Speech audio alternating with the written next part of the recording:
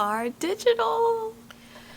Good morning, everyone. It is Monday. No, it's not Monday. It's Tuesday, January 19th. It is the Tuesday after Martin Luther King Day, so it's like our Monday, and if you didn't catch on, we are now digital learning. So all of my students are learning from home this week, and we don't know how long this is going to last. It just depends on what the teachers' numbers are looking like by the end of the week, and they'll determine if we're able to have in-person school. There's just been so many teachers out and sick. So this definitely caused a big pivot in how I am addressing this week, but honestly, I'm not mad about it. I think it's the safest option, and I'm really excited for a week of teaching everyone in the same location, which is at their house, and not wearing a mask all day and not having to send emails about reported cases and contact tracing and blah blah blah, and just feeling at peace knowing that I will be in my bubble. Yeah, I'm just really looking forward to that. Also, the fact that not being in person allows a lot more time in the day to do my job. So I have an hour in the morning, when the kids would be arriving and things like that. That's now free. Planning still free. Lunch and recess free. Dismissal hour freedom before my contract time ends. So it opens up about 4 hours of my day, or 3 full hours of my day, and I'm just like, oh my god, I can get so much work done in 3 hours. But today is a super big day. I have an observation for science instruction with my district, and then this week is also our briefs, our evaluations with admin. So I don't know if mine will be today. A part of me is like, let's just get it all out of the way, but another part of me is like, 2 in one day, that's a lot.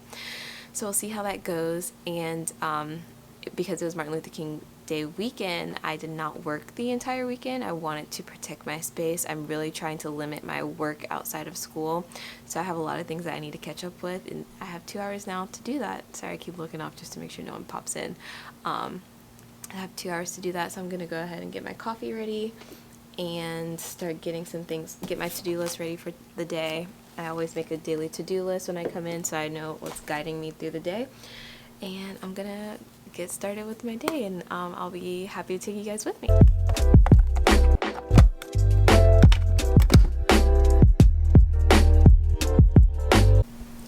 Guys, my workspace is such a hot friggin' mess, and if I didn't have so much to do to prepare for observations and tying up loose ends, I would just take the first 2 hours of my day that I have free and clean up, but I don't have that time today. Also, I know a lot of people use the Premier protein inside their coffee. I use the coffee flavored one because it's supposed to have enough caffeine, like the same amount of caffeine as a cup of coffee.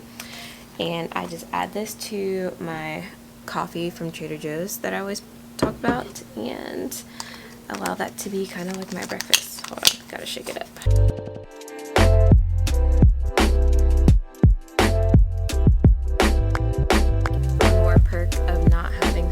This morning is being able to listen to podcasts or watch YouTube videos or listen to music while I knock out all my planning and morning tasks. It's just such a peaceful, easy way to ease on into the day. And if you haven't caught on, I'm here for it. I'm so here for it. Digital teaching has so many downsides, but hybrid teaching is so mentally draining and exhausting that I'm just so looking forward to safety and peace of mind for this week.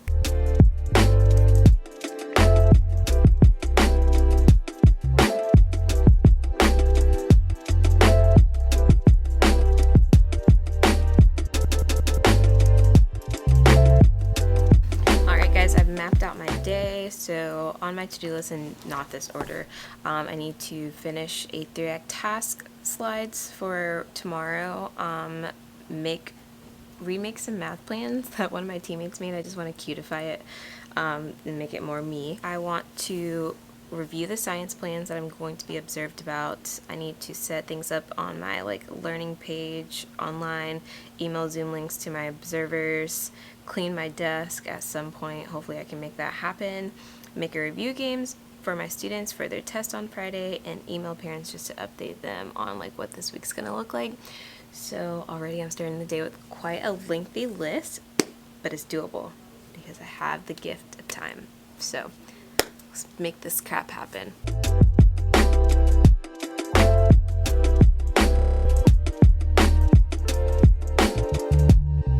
Alright, so one thing I didn't think about is that I need to take attendance to make sure all of you kiddos are here where you should be.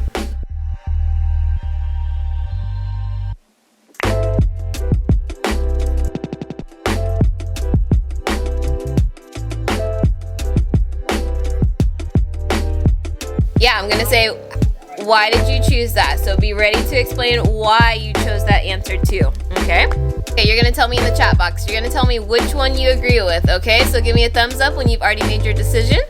All right, let me turn the chat on. Go ahead and type your answer. Poppy or whoever the blue character is, which one do you agree? But don't click enter yet. You're gonna click enter on the count of 3. 1, 2, 4. Gotcha, gotcha. Got you two ladies. Again, 1, 2, 3, answers. Ooh, we got some different answers. Okay, this is gonna be a battle.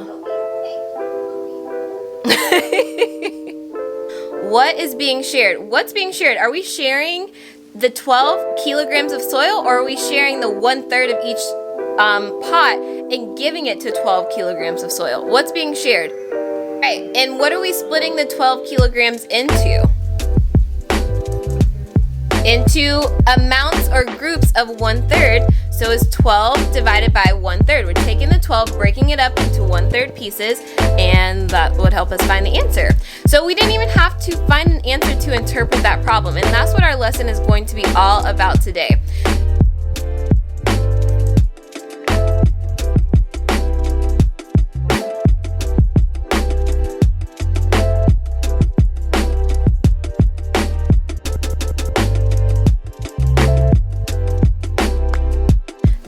Trying to equal, but I have to figure out what am I going to be dividing in order to figure out that answer. So the first way I need to figure that out, or the first thing I need to do to figure that out, is figure out what is being split up or shared.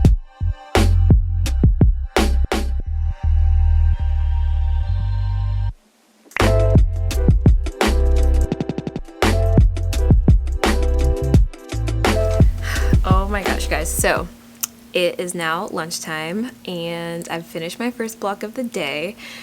I had like a district observation for the science program that I'm a part of, and the lesson didn't go bad. I got really good feedback, but I attempted to do a jigsaw lesson with my students, and if you're familiar with how jigsaw works, like you have your expert group, they study, learn information, and then go share it to their home group or learning group, whatever. And yeah, it was just a bit of a hot mess with the expert groups, knowing what they were becoming experts on, even though it was assigned to their breakout rooms. And then opening breakout rooms, and then having them read, close the breakout room, send them back to their breakout rooms to answer the main question, close the breakout room, mix up the groups into their home groups so that they can each share their expertise. Some kids are like, oh, I can't share my screen, and people are just talking and not muting, and we did not review Zoom etiquette. Stupid me. And so although the lesson flowed as naturally as it could, there's just the little moments that could have been fine-tuned with the students, like not talking out of turn, or one person being assigned to share the screen, and just little things that I could have anticipated that I didn't, that just ate up some time, so we did not finish the lesson. But like I said, they gave me good feedback, but they were also just talking about how, like, one of my kids, like, I already had 4 cups of coffee and it's 11:44, and like the crazy things that kids say. But we survived, so one observation down, another to go. Guys, I just got some of like the most exciting news. It's so weird managing like this teacher life and then the art of phonology life, but I got asked to present at a pretty big conference, and I'm so excited. I can't give any more information than that, but this is a big deal. And it's, like, my whole lunch break is now completely shot, because I've been like responding to emails, and then I had my like catch up session with the people that reviewed my lesson for my district. So here we are. My to-do list is out of 1, 2, 3, 4, 5, 6, 7, 8, 9, 10 things. I have 4 things done, and I have about 10 minutes left in my lunch break, and I have not even eaten lunch. So what I think I'm going to do is try to make a review game really quick for my students and do the rest of my to-do list after school today, and just hope I get it done. But I do want to show you guys my outfit. I got my outfit from a teacher boutique, or a boutique owned by a fellow teacher. It's like a sweater dress, and it's from Shop RBC on Instagram, or on the internet, I guess. And it's like this really cute sweater dress. It's super thick and warm for this cold morning, and I just thought it was so cute, and I'm really excited to have it. So that is my outfit today. We can wear jeans, but I really just work better when I feel cute. So I wore it with like some black fleece lined tights and my little black booties. Also, I got this Kate Spade lunchbox in like one of those subscription boxes like FabFitFun, and it totally like matches my dress perfectly. It's so crazy. It's so crazy. It's not crazy. But I brought some kombucha. I love kombucha. I keep looking to the side just to make sure people aren't walking in while I'm recording. I have some, I think it's pronounced naan, to go with my hummus, yogurt, and then like a ton of clementines. I have a ton of clementines, so I'm going to like scarf down some food while I try to make a review game really quick, and yeah, finish the day strong. Day 1 done. I just decided that I will not have time to actually like make a review game, so I want to just share my lesson for today. So it started with a little Bitmoji like, do you miss me? Because it's our first day not together in class, for my students that are in person at least. And then we did this activator with agree and disagree statements, so they had to read this word problem and agree with whoever they thought wrote it correctly, and disagree with who they thought wrote the equation to match incorrectly. And then I know this looks a hot mess, y'all, but we did numberless word problems because my students are struggling a little bit to interpret word problems. They just see numbers and they want to make equations. So we interpreted the word problems without numbers first, and then the students, we talked about what is being split up. So we used these guiding questions. So we saw that we are splitting up the amounts in the machine, dividing it into a number of smoothies, and we're trying to figure out how much would be inside of each smoothie. That one's kind of hard to read. Maybe this one's a little bit better. So here's a situation. The students are building houses, or a land developer is building blank houses. He needs to divide blank of an acre into equal sized pieces for the houses. How much will he make for each lot? So first we decided what's being split up, the acres of land, and that's being broken into the number of houses, and that will tell us how much will be on each lot. And then I just gave them random numbers to plug in so that they could actually practice solving. So we did our numberless word problems to help them with their interpretations, modeled that, and then my students did their independent centers, and I pulled math groups, and this was our summarizer for the day. So that is our math lesson today. We have been working on dividing fractions for a little over a week now, and I thought that they had it pretty well because they were finding the answers super quick, but I'm realizing that when we are mixing dividing a whole by a fraction or a fraction by a whole, they struggle with understanding in word problems what comes first in the equation. So that's why we did the numberless word problems today. Hi guys. Hi everybody. Let's get a little silent wave.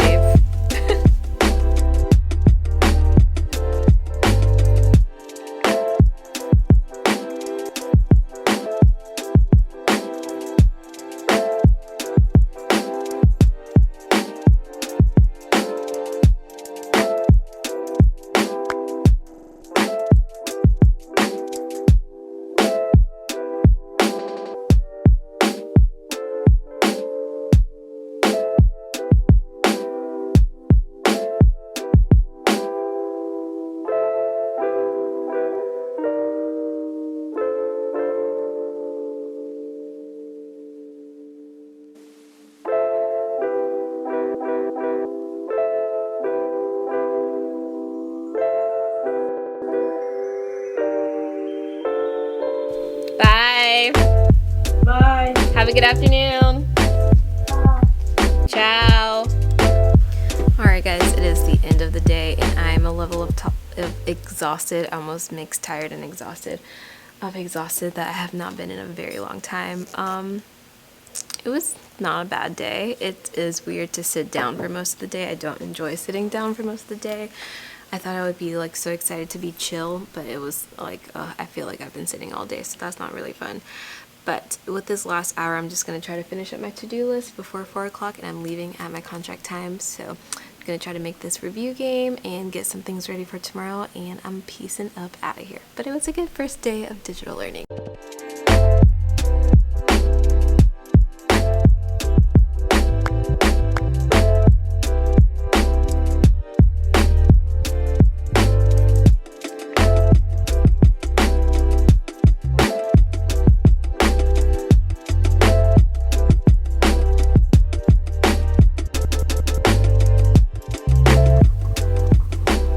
Morning, friends. Today is Sunday, January 24th, so it's been a couple days since I left school. I'm on the tail end of my weekend, and I never really wrapped up this video. When I left school on Friday, I had my door done and things like that, but then I came home and had to like edit videos for other things.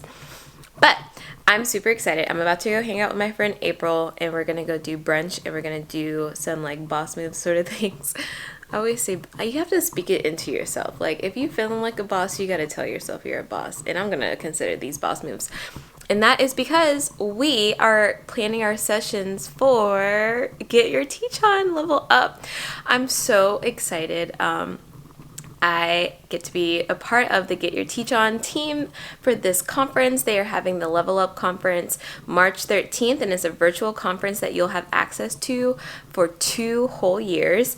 It's for K-5 teachers, and this conference is really different from any other Get Your Teach On conference because it's standards based. So they found like the pain points from other teachers for each grade level, ELA or math, and they are attacking those hard, tough standards with some of the best educators from across the nation, and they're going to be providing you with resources for digital, in-person, hybrid. They're providing you with those resources so that you are able to walk away with something in hand that you can easily implement right into your classroom. This will be perfect for when you're going back to school, getting ready for test season. We know testing this year shouldn't even be really a conversation, but for many, it is, including myself.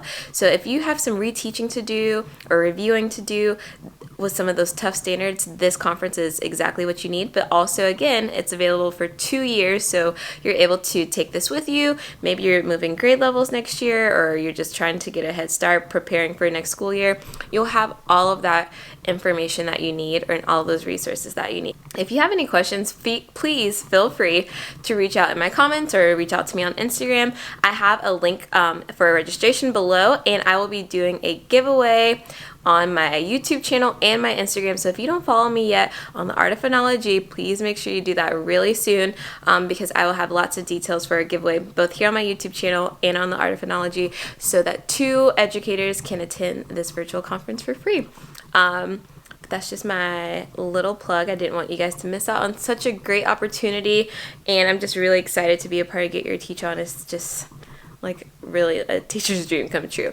So I wanted to leave you guys with that, and I hope that you guys have a wonderful week, and I will see you guys next time. Bye!